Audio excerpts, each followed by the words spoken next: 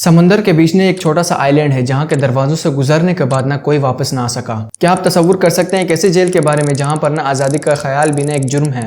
Alcatraz एक ऐसा जगह है जिसका नाम सुनते ही ना लोगों के दिलों में ना खौफ उतर जाता है। ये सिर्फ एक जेल नहीं थी बल्कि ना अमेरिका की पेनल सिस्टम का ना एक बहुत बड़ी निशानी थी। समंदर के बीच ना इस आइलैंड को इसीलिए जेल बनाया गया ताकि यहाँ पर ना बड़े से बड़े और खतरनाक से खतरनाक मुजरिम भी ना भाग सके। सबसे खतरनाक मुजरिमों को ना यहाँ पर भेजा जाता था ताकि वो दुनिया से ना अलग रहें। इस जेल की कहानियों में सिर्फ सख्ती नहीं बल्कि डेयरिंग एस्केप अटेम्प्ट्स, खूनी रिवॉर्ड्स और उन कैदियों के दास्तां भी छुपी हुई है जो कभी वापस न लौट सके। आज हम इस समुद्र के खाने के अंदर झांक कर देखेंगे और जानेंगे कि अल्काट्राज़ को दुनिया का सबसे बदनाम जेल क्यों कहा जाता है। अल्काट्राज़ का असल सफर ना जेल बनने से बहुत पहले शुरू हो चुका था। सैन फ्रांसिस्को के ओशन के बीच मौजूद एक पत्थर जैसा आइलैंड पहले ना एक वीरान जगह था। 1830 के ना आगाजी दिनों में जब अमेरिका अपनी फौज को मजबूत कर रहा था उस वक्त के दौर में ना इस आइलैंड पर एक लाइट हाउस बनाया गया। ये लाइट हाउस ना पैसिफिक कोस्ट को सबसे पहला रोशनी देने वाला मरकज बना जो समुद्र में ना सफर करने वालों को एक रास्ता दिखाने का सबब बना। कुछ ही वक्त बाद ना हुकूमत को ये ख्याल आया कि ना ये आइलैंड सिर्फ एक रोशनी देने के लिए नहीं बल्कि फोर्ट के लिए भी बेहतरीन जगह है। यहाँ पर ना एक तोपखाना लगाया गया और हिफाजत के लिए ना दीवारें बनाई गई और 19वीं सेंचुरी के बीच तक ना अल्काट्राज़ एक मिलिट्री फोर्ट्रेस बन चुका था। इस जगह की ना स्ट्रेटेजिक इंपॉर्टेंस थी कि जो भी सैन फ्रांसिस्को शहर की तरफ ना समुद्र के बीच से आता था उसकी निगरानी यहीं से की जाती थी। मगर वक्त के साथ ना एक और जरूरत सामने आ गई। फौज ने सोचा कि ना इतनी मजबूत और अलग थलग जगह सिर्फ फोर्ट के लिए नहीं है बल्कि कैद खाने के लिए भी एक परफेक्ट जगह है। और फिर यहीं से ना अल्काट्राज़ का सफर एज अ प्रिजन शुरू होता है। एक ऐसा सफर जो इसको दुनिया के ना सबसे खौफनाक जगहों में शामिल कर देता है। 1930 के ना आगाजी दिनों में ना अमेरिका के लिए एक बहुत बड़ा चैलेंज सामने आया। मुल्क में ना ऐसे डेंजरस और हाई प्रोफाइल ना क्रिमिनल्स बढ़ रहे थे जो मुल्क के आम जेलों के लिए ना मुश्किल साबित हो रहे थे।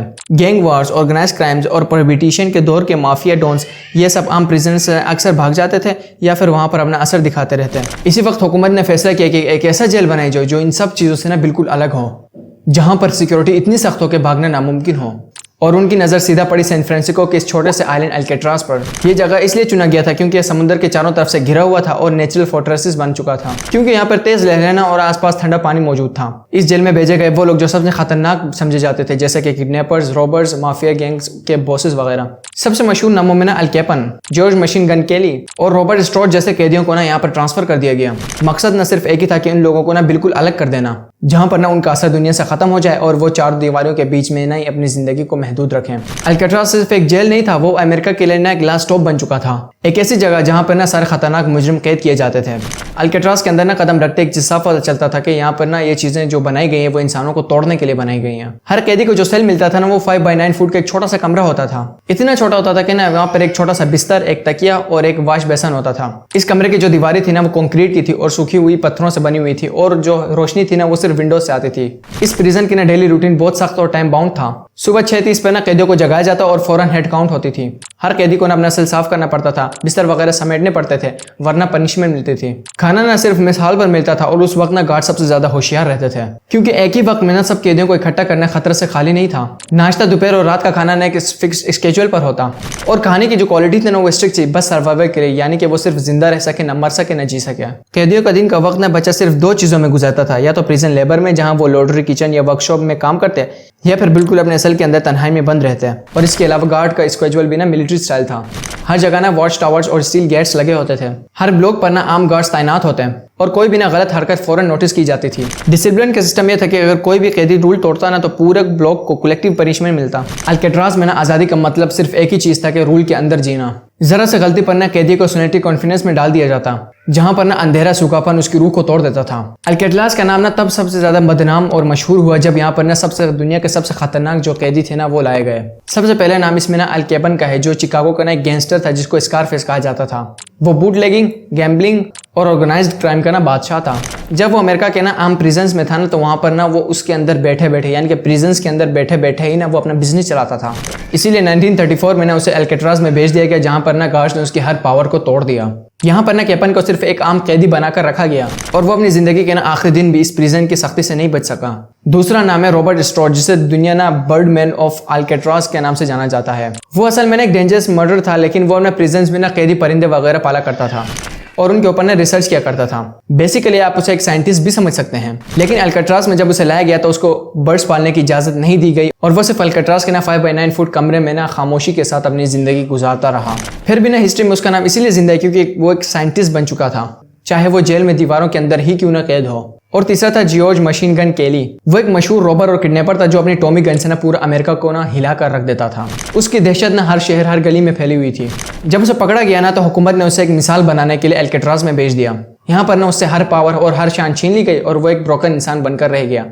ये तीनों ऐसे कैदी हैं जिनके ऊपर एक डिटेल लॉन्ग वीडियो बनाया जा सकता है, लेकिन फिलहाल इस वीडियो में ना हम इस प्रिजन के बारे में डिस्कस कर रहे हैं तो इनको साइड में रखते हैं। इन तीनों के अलावा ना और भी कई कैदी इस जेल में लाए गए, लेकिन उसके बाद ये सब कुछ बहुत ज्यादा मशहूर हो गए कि अल्काट्राज एक ऐसा जेल है जहां से एक इंसान का बचकर निकलना नामुमकिन है। अल्काट्राज के अंदर ना छोटी मोटी टेंशन्स भी ना वोल्केनो की तरह उभरती थी। जैसे कि कैदियों के अंदर पावर स्ट्रगल चलता रहता था कि कौन इस टेबल पर बैठेगा, कौन मिसाल में फर्स्ट खाना खाएगा और कौन लॉन्ड्री या वर्कशॉप में ना अच्छी ड्यूटी करेगा। ये छोटी छोटी टेंशन्स ना कभी कभी खून खराबे में बदल जाती। एक रॉन्ग लुक, एक छोटा सा लफ्ज और फिर फाइट शुरू। लेकिन गार्ड्स की पॉलिसी ना जीरो टॉलरेंस पर क्लियर थी। जब भी फाइट शुरू होती थी वो उनको फौरन अलग कर दिया जाता था और फिर ना उन लोगों को ऐसे कमरे में भेज दिया जाता जहाँ पर खामोशी ही खामोशी रहती और वो तन्हाई के मारे ही खौफ से मर जाता। उन कमरों में ना सिर्फ उन्हीं कैदियों को भेज दिया जाता था जो ज्यादा खाना खाता था मिसाल में, या फिर गार्ड्स की बात नहीं मानता था। और वो इस प्रिजन के ना दूसरे कमरों जैसा बिल्कुल भी नहीं था, वो एक अलग ही कमरा था। लाइक उसमें ना कंक्रीट के ना ठंडी ठंडी पत्थर हुआ करते थे और वहां पर ना कैदी को ना कपड़े दिए जाते और ना ही खाना दिया जाता। मई 1946 में ना अल्काट्राज के सबसे खूनी और मशहूर वाक़या हुआ जिसे बैटल ऑफ अल्काट्राज कहा जाता है। यह सब तब शुरू हुआ जब कैदियों ने ना इस जेल से भागने की एक डेयरिंग प्लान बनाई। प्लान सिंपल था, गार्ड्स को ओवरपावर करना, उसके बाद उसके कीज छीन लेना और फिर जेल के मेन गेट तक पहुंचना। एक दिन ना सेल हाउस के अंदर कुछ कैदियों ने ना गार्ड्स पर हमला कर दिया। उन्होंने ना गार्ड से हथियार छीन लिया और कुछ देर के लिए इस कैदियों को ना अपने अंडर कंट्रोल कर लिया। लेकिन उनसे एक बहुत बड़ी गलती हो गई कि जो कीज उन्होंने लिए थे ना वो असल में गलत कीज थे, क्योंकि गार्ड्स को पहले ही मालूम हो चुका था कि ये कैदी कुछ ना कुछ करेंगे। इसी वजह से ना उन्होंने मेन गेट की जो कीज थी ना, जो एक्चुअल जो ओरिजिनल कीज थी ना, उन्हें छुपा दिया था। इसका मतलब यह हुआ कि अब वो गेट खोलकर तो भाग नहीं सकते थे। तो उन्होंने क्या किया ना, उन्होंने फ्रस्ट्रेशन में आकर ना गार्ड्स को ही हॉस्टेज बना दिया और फिर उसके बाद ना फायरिंग शुरू हो गई। पूरा जेल ना एक जंग का मैदान बन गया। अगले 3 दिन तक ना गार्ड्स और कैदियों के दरमियान ना गोली बारूद चलती रही। तीसरे दिन ना दूसरे गार्ड्स और मेरीन्स को भी बुलाया गया। ग्रेनेड्स और टीयर गैस का इस्तेमाल हुआ और हर ब्लॉक में ना खामोशी छा गई मौत की। इस जंग का नतीजा बहुत खतरनाक हुआ। 2 गार्ड्स मारे गए और 3 कैदियों को ना फौरन पकड़ लिया गया और उन्हें एग्जीक्यूट किया गया। यह वाकया इतना वॉयलेंट था कि उसने दुनिया को एक मैसेज भेज दिया। अल्काट्राज से भागना तो नामुमकिन है ही, लेकिन इस पर कोशिश भी करना मतलब अपनी जान से हाथ धो बैठना। इस बैटल ऑफ अल्काट्राज ने ना जेल की बदनामी को और ज्यादा गहरा कर दिया। अब ये ना सिर्फ एक सख्त कैद खाना नहीं रहा, बल्कि अमेरिका का ना सबसे खौफनाक फोर्ट्रेस बन चुका था। अल्काट्राज को ना दुनिया द रॉक भी कहती थी, क्योंकि यहाँ से भागना नामुमकिन था। लेकिन फिर भी 29 सालों में ना 36 कैदियों में 14 डिफरेंट एस्केप्स अटेम्प्ट्स किए हैं। कुछ ने ना गार्ड्स को ओवरपावर करने की कोशिश की, कुछ ने टनल्स खोदे और कुछ ने तो समुद्र के ठंडे पानी को ना अपनी जिंदगी का आखिरी उम्मीद समझने लगे। आखिरकार क्यों उस प्रिजन में रहने वाला कैदी मौत को गले लगाना चाहते थे? जवाब बिल्कुल सिंपल था। अल्काट्राज एक ऐसी जगह था जहां पर ना कैदी अपनी जान की परवाह करना भूल चुका था। छोटे से सेल, बरसों की तन्हाई और एक ही रूटीन डेली का जो इंसान को अंदर से तोड़ देता है। कई कैदियों को ना समुद्र में डूबकर मर जाना ही ना इस प्रिजन में रहने से बेहतर लगने लगा था। जून 1962 में अल्काट्राज का सबसे मिस्टीरियस वाकया पेश आया। फ्रैंक मैरिस और एगलन ब्रदर्स जॉन्स और क्लैरेंस ने ना वो कर दिखाया जो दुनिया को नामुमकिन लगता था। फ्रैंक मैरिस ने एक बहुत ही इंटेलिजेंट और रिसोर्सफुल कैदी था और एगलन ब्रदर्स के साथ मिलकर उसने एक ऐसा प्लान तैयार किया जो महीनों तक ना खुफिया तौर पर चलते रही। उन्होंने अपने सेल के पीछे कंक्रीट वाल को ना चमचे और छोटी छोटी टूल से ना सुराख करना शुरू कर दिया। सुराख के पीछे ना एक हिडन यूटिलिटी कॉरिडोर था, उनके लिए आजादी का एक दरवाजा। उनकी ना सबसे क्लेवर ट्रिक थी उनकी डमी हेड्स। उन्होंने टॉयलेट पेपर, सोप और ह्यूमन हेयर का यूज करके ना एक रियलिस्टिक हेड बनाया। रात को जब गार्ड्स ना हेड काउंट करते थे तो ये हेड्स ना उनके तकियों के नीचे रखे होते थे ताकि गार्ड्स को यूं लगे कि कैदी सो रहे हैं, बट इन रियलिटी में ना वो रात को सुराखों को खोदने में लगे रहते थे। जब उनका काम पूरा हो गया ना तो वो रूफ पर चढ़ गए और फिर समुद्र के नीचे कूद गए। तेज लहरों और ठंडे पानी के बावजूद भी ना वो लोग जो है वो तैरते हुए अपनी मंजिल की तरफ जाने लगे। अगले दिन जब गार्ड्स को ये सब कुछ पता चला ना तो उन्हें समझ आ गया कि एक डेयरिंग एस्केप था। ऑफिशियल इन्वेस्टिगेशन में तो ये कहा गया कि वो तेज लहरों के बावजूद ना तेज लहरों में डूबकर कहीं मर चुके होंगे, लेकिन कोई पक्का सबूत नहीं मिला। ना उनका कोई जिस्म मिला, ना उनका सर वगैरह कुछ भी नहीं मिला, सिवाय कुछ चीजों के जो ये प्रूफ नहीं कर सके कि वो असल में जिंदा है या मर चुके हैं। बहुत से लोग तो इस बात पर यकीन भी रखते हैं कि वो तीनों लोग ना कामयाब हो चुके हैं भागने में, क्योंकि उनके घर वालों ने भी कई दफा मिस्टीरियस लेटर्स और फोटोज रिसीव करने का ना दावा किया है। कुछ विटनेसेस ने कहा कि ना उन्होंने उन्हें ब्राजील या मेक्सिको के आसपास के शहरों में उन लोगों को देखा है। बट हर नई बात ना कंट्रोवर्सी को और ज्यादा गहरा बना देती है।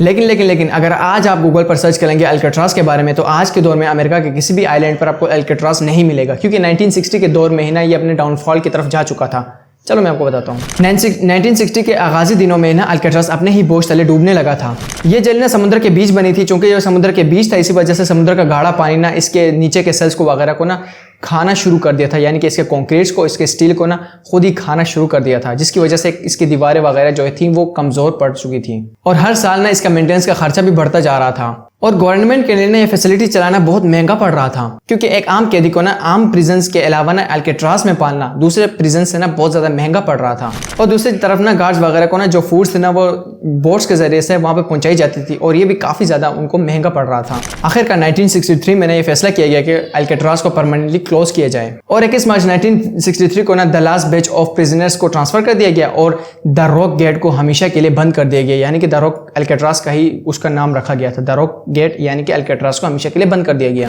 इस चीज ने ना लोगों को यह साबित करके दिखा दिया कि चाहे जितना भी मजबूत कोई चीज क्यों ना हो, नेचर और वक्त के आगे हर चीज एक न एक दिन गिर ही जाता है। सोचने वाली बात है कि क्या क्रिमिनल्स को अलग करना ही हल है, या फिर उन्हें एक बेहतरीन इंसान बनने का एक और मौका देना चाहिए। अल्केट्राज की कहानी हमें ये चीज सिखाती है कि ना इंसान के कोशिशों और हौसले के आगे कोई भी मजबूत से मजबूत चीज भी नहीं टिक सकती। मेरा नाम है शैन और ये थी अल्केट्राज की असली कहानी, और फिर मिलते हैं नेक्स्ट किसी ऐसे ही अमेजिंग वीडियो में। तब तक के लिए खुदा हाफिज।